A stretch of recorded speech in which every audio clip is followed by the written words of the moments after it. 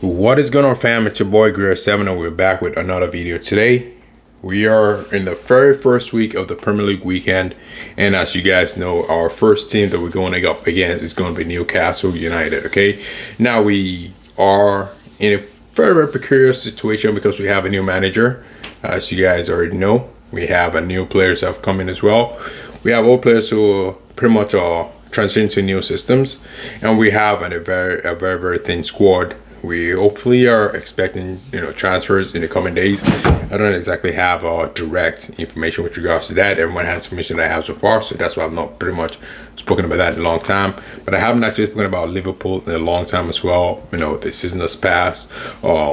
What has happened in the previous season, slot a lot of things. There were a lot of things I had to talk about, but we're not going to be focusing on that right now. We're just going to be focusing on the Premier League weekend, okay? So first thing I'm going to talk about is how ready are we, okay? Where are we at right now? We have had a couple of preseason games, the final one being against Como. And what I would say in my observation is that not going to be the obvious that we're a thin squad is pretty much the fact that we have a bit of a situation where we have players who seem to have a thing to prove in the likes of Isak, and to some extent Verts, because Verts pretty much had a first season already. His situation is more about acclimatization than having something to prove. But more importantly, we have other players who have returned like Simicast and new players as well who pretty much had poor stints in their previous clubs in the last couple of seasons in the likes of Rahul.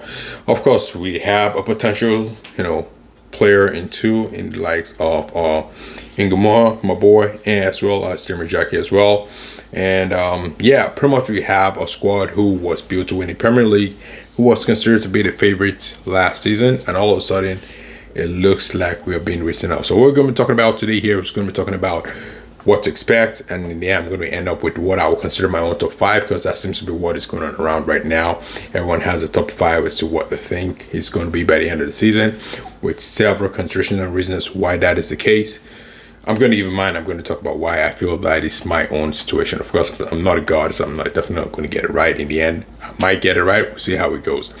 So first things first, like I said before, the things we have to consider is our first game of the season, and it is none other than Newcastle United. Okay, now I'm going to tell you what my prediction score is at the end of the video, but for now, what is going to happen is we have a couple of what I call narratives towards the game.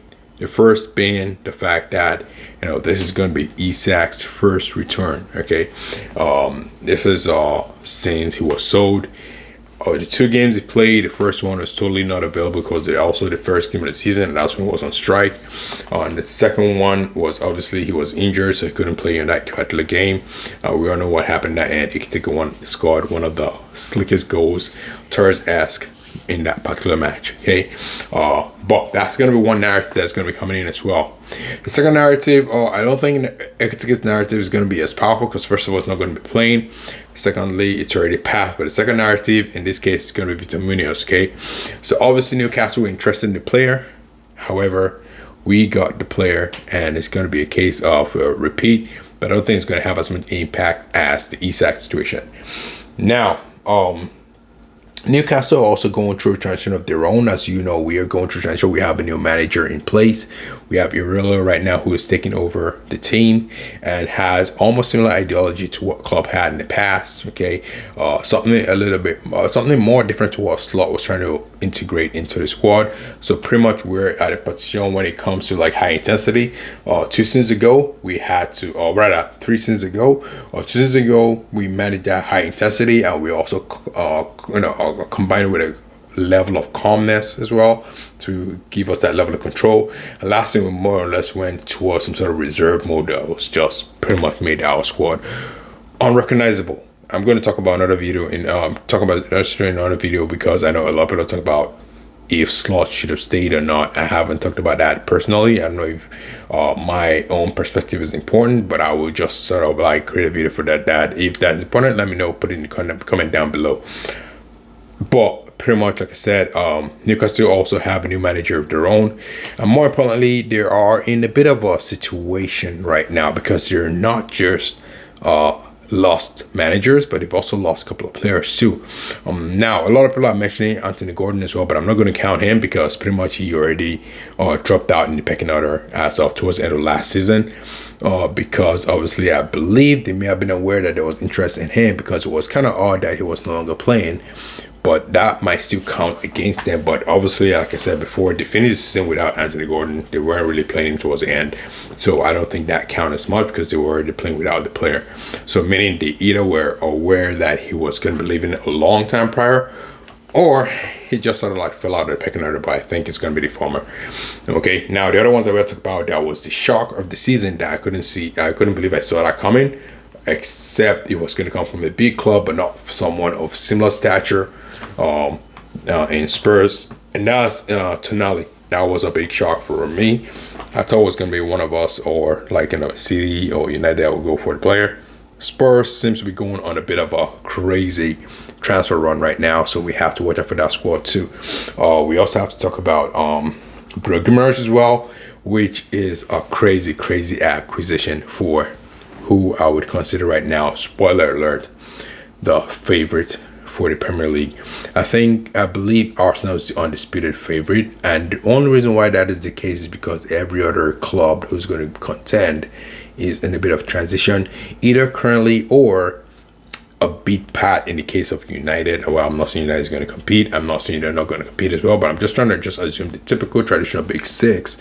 United have had a manager at least almost a half season prior, and of course Spurs as well had manager about 6 or so games leading to the end of the season as well. So some managers already have tested the players prior to the end of the season competitively and have a bit of an idea as to what they want to tweak towards them the kind of model that they're hopefully looking for. But now, what are going to be the factors I'm going to consider here? I'm going to look at a few factors here. First things first, talk about it. Now, what am I going to say is going to be something that will be considered, or I'll be worried about going up against Newcastle. Well, they have a new manager, and everyone talks about new manager bounce. I know he's a mate, all that kind of stuff, but he's a new manager as well. In more realistic terms, it means unpredictability. We don't know what kind of tactics going to put in place. We're not going to be familiar with this person, so there's going to be a bit of unfamiliarity, which means a bit of a surprise, an X factor that could possibly occur in that same lineup. Okay. Second factor, I believe we're playing St. James's Park. I don't want to go ahead and confirm. I think that's what it is. If I'm wrong, put it in the comment down below.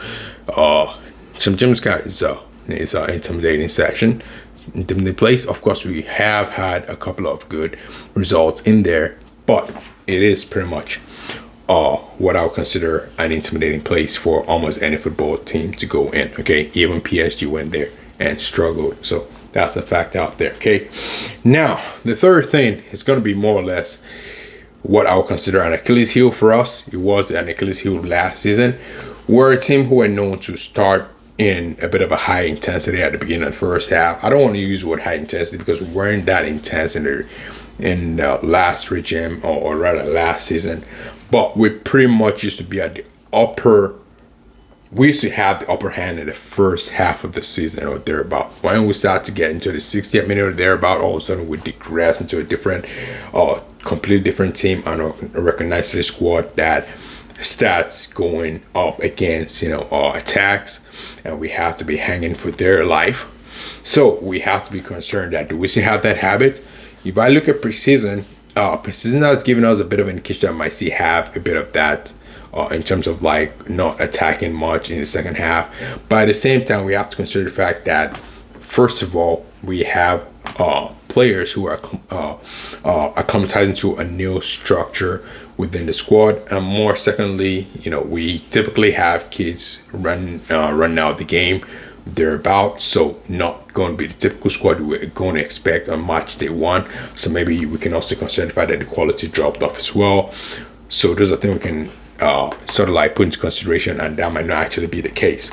Okay, now what else would I want to actually talk about that's going to be a bit of a, what I say in this case now, positive for Newcastle. John Wissa, he was excellent at the World Cup. I actually rate the player. He's a bit of a Maverick, in my opinion, has his X factor in the way he plays. So he's going to be someone that's going to be considered a danger man for sure. So I'm not going to be writing him off at all. And I'm not going to write Newcastle off as all either. So I'm going to say that they're typically going to be someone that you should actually take seriously when it comes to the squad. I'm just trying to get myself some better lighting right now.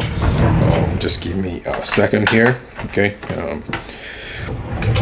And hopefully you can see my face better as I speak. Here we go. Just go right ahead and just get that little light coming from the monitor. Don't have that professional setting right at the moment, or hopefully in the future we can look towards that. Right now, just trying to reignite my passion, and we'll see how that goes. Okay, so perfect. Should be a little bit brighter now. Going back to my next point. Okay, now some of the negatives again that I'm going to consider as well, besides the fact that they have players that they've lost, is they also have players that are going to be out in that game. For example, the likes of Liverpool, Joe Linton, and I have no idea what's going on with Baltimore right now. Is he going to still be a key, player in the game, or is he going to be somebody else? I have no idea too. Okay, so I'm going to be saying that is going to be another factor that we should be thinking about as well.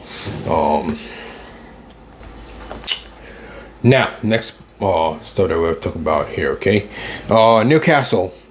Obviously we know the meat behind the game is always typically a bit of a, what is the word I'm looking for right now? Thriller. Yeah, it's always a thriller, pretty much a close game, but with high goal scoring opportunity. So there's going to be a possibility that could be the case as well. Could be in their favor, could be in our favor, but it looks like it's going to be something that might actually be a high tension game as well. And of course, like we mentioned before, we had the return of Isak. That means that they're going to be motivated to go ahead and attack the team as much as they would. They probably have some extra ginger, some extra motivation to go against us. So that is something that we actually can see working in Newcastle's favor. Now, let's get back to reality here. Let's get back to the reason why we think Liverpool's going to get a 3 points and why we need to start early and start with a good win. Okay, first things first is new manager bounce. Also works in our favor too. We got a new manager in Andola Areola as well. So, and the players are not just motivated when it comes to new manager bounce as much as it is a myth. It is the fact that everybody's thinking right now they pretty much have opportunity to be in the main squad, or at least they're about and get into the main squad. So you're going to put in the best, and that could also mean quality football, mean top tier. And because we have the quality of the team that we call the players that are within the team, we can expect that to actually be the case. Okay. The other thing I'm going to talk about is, we have world-class players. As much as people are writing us off right now with regards to our position, I've actually even seen us not being considered as someone to actually make the top 6. Shocker. All right. I do believe that we do have quality in the squad. And it's more or less a case of if the right gem shines, the whole team becomes a massive blast. So that is something I'm hoping for, and that's what I think is going to be the case in the end.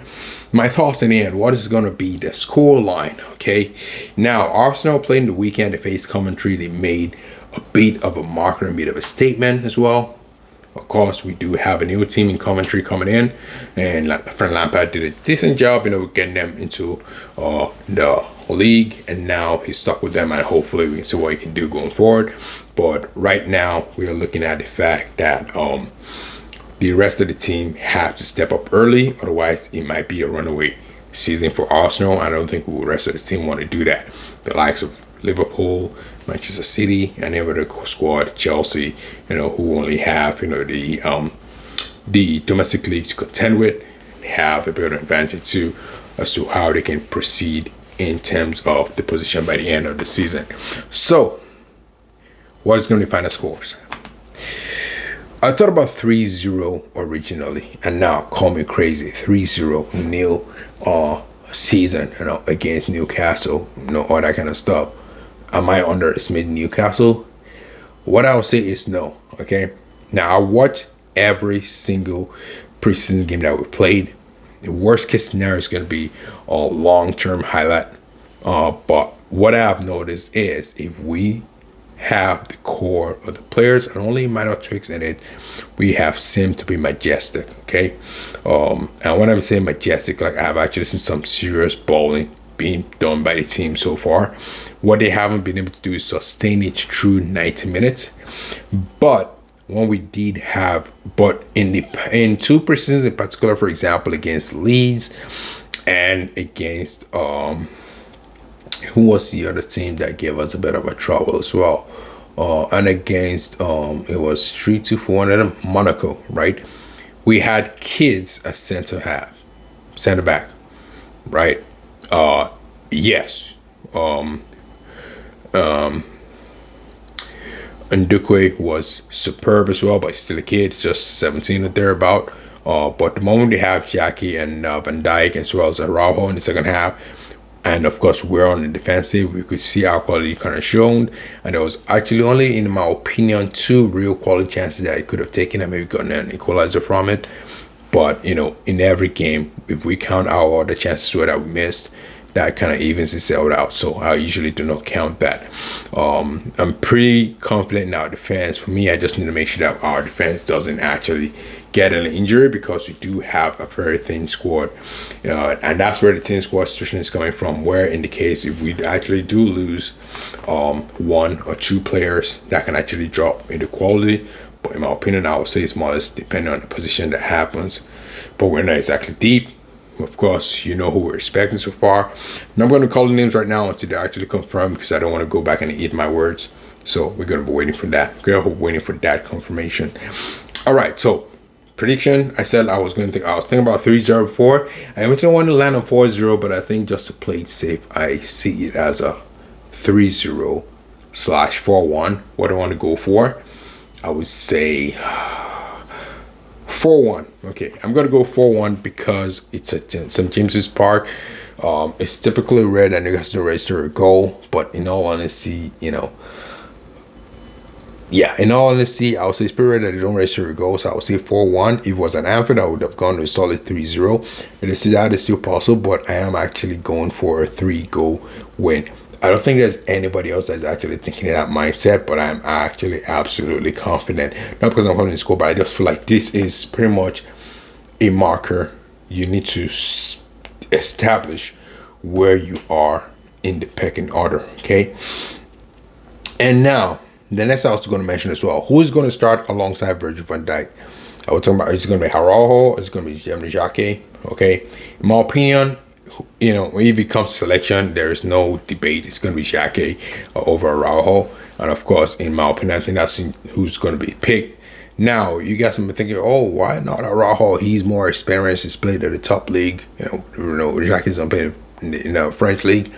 Jacquet is someone who has been considered one of the top tier in terms of potential. I don't think there's any defender that's considered to have a bigger potential than Jacquet right now. However, when I watched both of them play, there was a lot more composure in Jacquet's play than in Araujo's play. Araujo was like there, a beast, couldn't be gotten past, make sure that I was marking every person. But there were some certain clearances that I watched in the preceding game, but then that was his first game as well, where his clearance seemed a bit rushed. It seemed there was a little bit of minor panic moment there, some certain kind of like kinetic kind of tackle where if he does those tackles, like, oh, what are you doing, lad?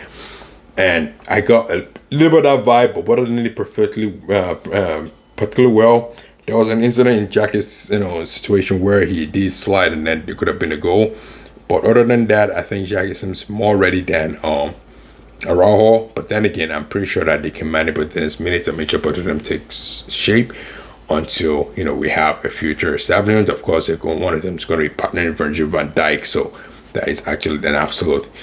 Now, the next topic that I want to say before I actually go into it, but this is going to become a deeper topic in time. Rio, who's going to be on our wings? Because we pretty much have Gakpo, who's been extremely rumored to be going to Spurs. We have Rio, who's going to be the only left attacking midfielder, attacking winger. That's it. Only left? No, we pretty much are stacked with left wingers because it's going to be he and Minos going to be on left. I think he's going to be preferred candidate for left, and then Minos going right. However, if Gakpo plays, which as to what I actually expect, we will probably see Gakpo playing on the left and Rio playing on the right. Now, how do I feel about Real Play on the right? That's going to be a different video entirely. You guys can watch out for that. But like I said before, what I'm expecting is going to be a Liverpool win. Now, another bonus tip is another bonus situation here is Isak going to be celebrating if he scores. Okay, first of all, I think he's going to score. Okay, obviously that's going to be a perfect scenario. Maybe he might not score, but I think he's going to score. He has had a good preseason. He scored in 2 out of the 3 that he played, or that I can remember. So I think it's boding well for him. I expect big numbers for him in the season. I think people are in doubt because of what happened last season, but I don't think that should be any worry at all. I worked him in the World Cup. I worked him in the preseason too. I think he's ready. Of course, it's going to get better. And of course, with Andrew's style of play, it's pretty great striker. So hopefully we see him being productive too. But I think he's going to score and will he celebrate? I think he's going to celebrate because they pretty much marked him as a traitor. And he's not going to celebrate in the sense that you know as of right now or getting ready for the game, he's like thinking, when I score, I'm going to make sure I celebrate. No, I think he's going to be emotionally overwhelmed because you're going to be taunting him because you have marked him as a rebel, as whatever names you want to call him when it comes traitor, all that kind of stuff. So I think that's going to get to him. So when he actually scores, he's just going to be like, do his whatever stuff and say, hey man, whatever to the fans, what I'm saying? Just, just get back in there, right? Or just get that boom stuff, what I'm talking about? Yeah, so I think he's going to celebrate because of the emotion pack. Or realistically, I know he's great for his journey with Newcastle. Will I say the executives at the club force his hand, but that's typical what club do. They either villainize you so that way you look like villain when you leave them, or they kind of work with you and make sure that you go on a good hand. In most cases, they don't like to do that, so that might just be the case as well. So that pretty much is it for my predictions with Newcastle going up against my club Liverpool. Now, the table itself, I'm going to give you what I think is going to be right now, but then I'm going to try and give you some rationale in another video.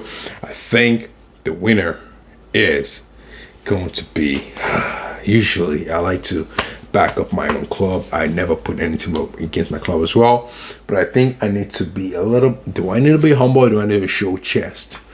I'm just trying to think here.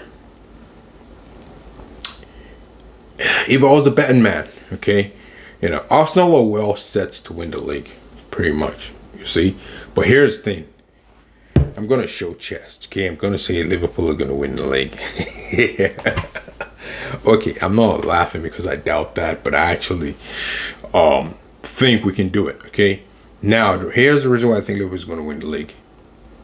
I'm going to save that for another video. Alright guys, been your boy Greer7. Thanks for tuning in today. I will definitely be talking about that in another video. It's already night time here. I wanted to make sure I could at least publish this here before going on. Let me know what you guys think as well. What are your predictions for the game? And of course, if you are a supporter of a different club entirely, how do you think your team are going to do in the weekend? We got Chelsea up against is it Ipswich or who are they going up against? They have a decent, they have a tricky. Is it Villa? I can't even remember. They have a team they're going to play on Monday. We still have Man City play as well. We got Spurs. Spurs have been interesting because they've been doing a lot in the transfer market.